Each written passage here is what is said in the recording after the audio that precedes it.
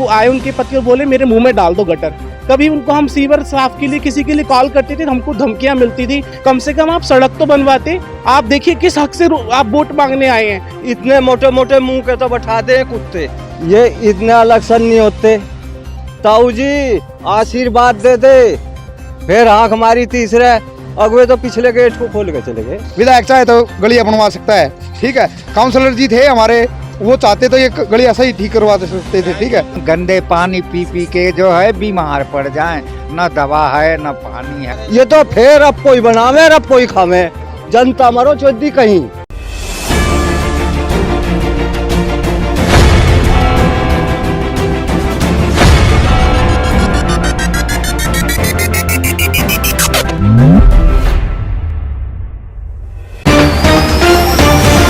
नमस्कार, मैं वरुण सिंह चौधरी। आप देख रहे टाइम इंडिया टीवी नेटवर्क। और सभी पार्टी अपना उम्मीदवार मैदान में उतार चुकी है और हर पार्टी एक दूसरे की बुराई भलाई करने पर लगी हुई है। ऐसे में एनसीपी पार्टी के उम्मीदवार है हमारे सामने और ये दिखा रहे हैं कि दुर्गा पार्क की गली नंबर 3 और ये सारी गलियां खुदी हुई है। मैं कैमरामैन से कहूँगा कि आप दिखाए, ये सारा इधर दिखाए। मैं चौक पे खड़ा हूँ यहाँ पर, और ये पूरी गलियां कितनी भयंकर तरीके से खुदी हुई है। और ये यहाँ की निगम पार्षद पहले रेखा विनय चौहान थे, लेकिन अब की बार उनके पति को टिकट मिला, बीजेपी ने उम्मीदवार उतारा है, लेकिन गली अभी ऐसी की ऐसी खुदी हुई है। आप देख सकते हैं इन साफ साफ तस्वीरों में।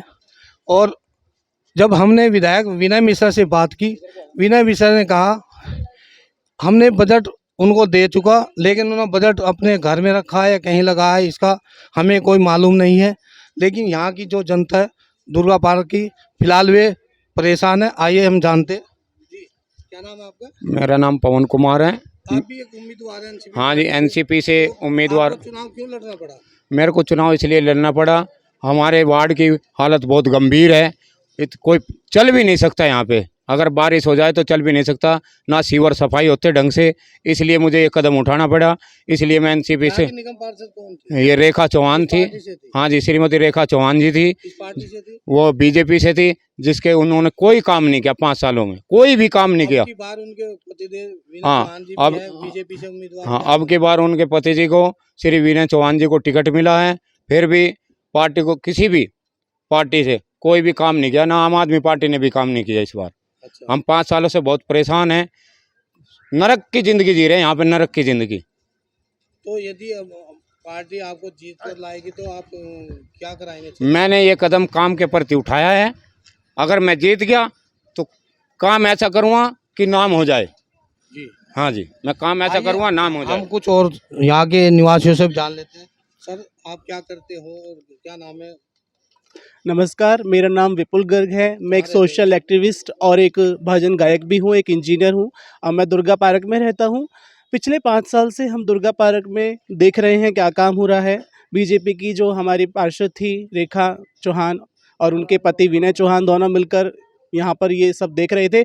लेकिन बड़े मुझे खेद के साथ कहना पड़ता है कि हमारी सड़कें पिछले 2 से 2.5 साल से खुदी पड़ी हैं और यहाँ हमारे कोई भी रिश्तेदार, हम यहाँ पे कोई कैब, स्कूल की गाड़ियाँ कोई आना नहीं चाहती है। बार उनके पति को बीजेपी ने उम्मीदवार उतारा। ये तो बहुत ही चुनाव चल रहे हैं। ये तो बहुत ही हास्यास्पद है। क्या हाल होगा? ये तो बहुत ही शर्मनाक है। अगर जागरूक जनता खुद ही सोचे, जिन्होंने 5 साल बिल्कुल काम नहीं किया, जो गायब रहे जनता के बीच में, आज भी उनके प्रतिनिधि तो हमारी गलियों में आए थे। हमने कहा आपको थोड़ी बहुत लिहाज आनी चाहिए, आप यहाँ आए हैं, कम से कम आप सड़क तो बनवाते। आप देखिए किस हक से आप वोट मांगने आए हैं और वो खुद नहीं आए, अपने प्रतिनिधित्व को आज भेज रहे हैं यहाँ, क्योंकि उनको बिल्कुल भी उनको चेहरा दिखाने के लिए वो बचे हुए इस काबिल, क्योंकि इन्होंने कुछ काम किया है क्या? कभी उनको हम सीवर साफ के लिए किसी के लिए कॉल करते थे, हमको धमकियां मिलती थी। वो इतने बेढंगे ढंग से बात देते हैं। एक पार्षद है, आप कैसे बात? गली नंबर 4 में भी मैं संकीर्तन कल शाम था, मैंने वहाँ की माताओं से बात की। उन्होंने बोला कि जब ये हमारा सीवर बह गया तो वो आए उनके पति और बोले मेरे मुंह में डाल दो गटर। ये क्या तरीका, आप जनता से ऐसे बात करते? जनता जनार्दन होती है तो ये बहुत ही अजीब। देखते रहिए, एक शरीफ पार्षद है, लेकिन जनता जो कह रही है वो सच हो सकता है, क्योंकि धमकी दी गई होगी तभी जनता बोल रही है, रोष दिखा रही है अपना। जी हाँ, और आप और भी लोगों से पूछ सकते हैं अगर इसमें आपको कुछ संदेह है। हम चाहते हैं हमारी सड़कें बने, हमें पॉल्यूशन जो आज हो रहा है, एक तो एनवायरनमेंट का पॉल्यूशन है और दूसरा नॉइस पॉल्यूशन है। आज हम देखते हैं कोई जीरा वाला, कोई कबाड़े वाला, कोई गाय वाला, कोई सब्जी वाला, हर कोई माइक लिए हुए है। ये क्या मतलब है? आज वर्क फ्रॉम होम चलता है, बच्चे इतना डिस्टर्ब हो जाते हैं, पढ़ने वाले बच्चों को डिस्टर्बेंस होती है, दिन भर माइक यहाँ पर घूमते रहते हैं। एमसीडी का कोई कंट्रोल नहीं है। 4 तारीख को क्या रहेगा? 4 तारीख को मैं कहता हूँ आप पार्टी के मुकाबले जो अच्छा कैंडिडेट है उससे चुने, चाहे वो किसी भी पार्टी का है, बेशक से वो निर्दलीय हो, काम जो आप भी देख लेना भाई साहब, एक धमकी वालों से बचना, एक काम नकारा वालों से बचना, वोट उसी को देना जो आपके साथ हो। आइए और जानते हैं क्या कहेंगे। मैं आइए और पूछ लेते हैं बुजुर्ग आदमी क्या कहेंगे रोड के बारे में। अच्छा चलो अभी और देख लेते हैं कुछ बोलने वाले। सर क्या कहेंगे? मेरा नाम धर्मपाल है जी हमारे रहते हो सर? हाँ हमारी कॉलोनी का 5 साल से बहुत हालत खराब है। सर काम- ये मेन रोड है, 4-5 मेन रोड सारे खुदे हुए हैं। हाँ पूरी कॉलोनी खुद ही उड़ है। यदि यदि कोई महिला प्रेग्नेंट होती है और उसको इमरजेंसी जाना पड़ जाए हॉस्पिटल में तो नहीं क्या जा होगा? नहीं जा सकती। क्यों नहीं जा सकती? अच्छा बच्चे को जन्म रास्ते में दे देगी। क्या करेगी और जब इतने खड्डे हो रहे। देख लो भाई इन सड़क का हाल, और आगे अब आने वाले 4 तारीख को आप ही के हाथ में है। अच्छा सुनो, हम बुजुर्ग के आदमी हैं, जैसे हमारे भी और बुजुर्ग हैं, जैसे ही आ रहे अब इनका ठोका लग जा, गिर गए, इनकी हड्डी वड्डी टूट गई। आप देख सकते हैं बुजुर्ग आदमी किस तरह संभल कर चल रहे हैं, क्योंकि ऊंचे नीचे पत्थर है, ऊंची सड़क है, इसमें अच्छा आदमी गिर जाए, ये तो बुजुर्ग आदमी है।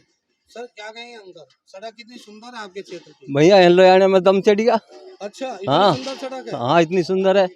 अच्छा हाँ सड़क की तो बुझे ना, जितनी तारीफ कर दे दुर्गा पारा की उतनी थोड़ी है। अच्छा हाँ और अभी चुनाव भी है, मौके पे वोट भी हाँ मांगने हाँ आए होंगे। वोट भी मांगे। किस मुद्दे को वोट लेकर मांगना है? ये इतने इलेक्शन नहीं होते। ताऊ जी आशीर्वाद दे दे, ताऊ जी आशीर्वाद दे दे, कड़वी कम्मा बिल्कुल सही। ताऊ जी आशीर्वाद दे दे, और जब ये हो जाए सफल और ताऊ जाए इनके बाहर, इतने मोटे मोटे मुंह के तो बैठा दे कुत्ते बाहर आ गए। ताऊ बैठा धूम में, ताऊ बैठा धूम में। हाँ जी बाबूजी, वहाँ जो चौपड़ासी बैठा रहे पार्षद को कह रही है। कर रहे हैं, खाना खाया कर नहा कर आराम कर रहे हैं। फिर हमारी आँख खाना खा लिया, आराम कर रहे थोड़ा सा। फिर आँख हमारी तीसरे अगवे तो पिछले गेट को खोल के चले गए, पिछले कोल को निकल गए। ताऊ बैठा चौदह वहाँ से गया बाहर, सब अद्धा फेरी सिर पे को उतर गई। तो ये तो इतने ही कहे कि ताऊ जी आशीर्वाद दे दे, फिर ताऊ ना लगता है इनका चौदह भी। तो आशीर्वाद तो आप ही लोग देते हो। हाँ हम ही दे, फिर दोगे? हाँ फिर देंगे, हमारा तो काम ही आशीर्वाद देने का। देखो आशीर्वाद दे के भी आवाज लगाते हैं, और नेता एक रास्ते से घुसते हैं और आराम करते हैं और उठकर चले जाते हैं पिछले रास्ते से। ये बुजुर्गों का कहना है। दुर्गा पार्क की गलियों का हाल है, और दुर्गा पार्क के हर रास्ते में घुसने वाले की पूरी। हाँ जी सुनाइए। एक और भी सुना दूं, जाट की भैंस ने दूध नहीं दिया, अब जाट नहीं चलेगी, वह मनके का नोता देने। अगर भाई तड़की जी मिलिए, भैंस ने दूध ना दिया। रास्ते में आग लग रही थी, कुम्हार का घर पड़ा था। अरे दादी तो फेरी में कहाँ परेशान होती फिर रही, अब फिर कह रही भाई भैंस ने दूध ना दिया था, बा मनके का नोता देख आई। अरे दादी तू भी बावड़ी होगी, माटी का टूर बनाऊं तगार और 100 मने कुम्हार। अग भाई तू भी आ जाइए, तू भी आ जाइए। आगे दर्जियों का घर पड़ा था, दादी तब फेरी में कहाँ फिर रही है। अग भाई बा मनके का नोता देने गई थी, वो काल कुम्हार नुवर नू कह लगे। अरे दादी वो कुम्हार का नुवर नू कह लगे। नुको हाँ दादी तू भी बावड़ी रहेगी। कपड़ा काटू कपड़ा सिम्मू और टोपा सिम्मू फर्जी और 100 कुम्हार एक दर्जी। नुको भाई तू भी आ जी, घरों जाट बैठा बल धोगू पकड़ू देड़ी पे। अरे भगवान सारी दब फेरी उतर गई, मैं यहाँ जड़ा लग रहा कहाँ जा रही तजे ना पता। बा मनके का नोता देने गई थी भी, देवता भी रट रहा, भैंस ने दूध ना दिया था। और वो कालू कुमार नूर नू कह लगा और वो दर्जी का नूर नू कह लगा। नुको दर्जी का नूर नू कह लगा, नुको हाँ गेहूं बरसाऊं मटर बरसाऊं बरसाऊं चने और टाट और 100 दर्जी रे एक जाट और तू बनार मैं खाऊं सुसरी देखा भैंस दूध क्यों ना दे। ये तो अब ये तो फिर अब कोई बनावे अब कोई खावे, जनता मरो चौधी कहीं। अच्छा, ये नेताओं पे दिया, नेताओं ने जोक सुनाया। आइए, कुछ महिला भी है जो यहाँ से दूध लेकर गुजर रही है। कई बार तो आपका दूध भी गिर जाता होगा क्या? नहीं भैया नहीं, ऐसी कोई बात नहीं है, लेकिन भैया यहाँ की सड़कें जरूर बननी चाहिए। अच्छा, सड़कें कौन बनाएगा? सरकार बनाएगी और कौन बनाएगा? तो सरकार तो थी ना अभी, बीजेपी की सरकार थी दुर्गा पार्क में। अब भैया वो तो आपको देखो, जिसको वोट देंगे वही बनाएगा सरकार। चल ठीक है, आप बताइए क्या कहेंगे दुर्गा पार्क? अरे हम क्या कहें सर, हम लोग तो बड़ी मजबूर हैं। बूढ़े आदमी पैर डाले इधर तो डल जाता है, इधर गड्ढे तो इतना खुद गए कि आदमी को जो है गर्दन तक भी गड्ढे में चल गई। और सीवर में पानी जो सप्लाई के आवे तो हम गंदे पानी पी पी के जो है बीमार पड़ जाएं।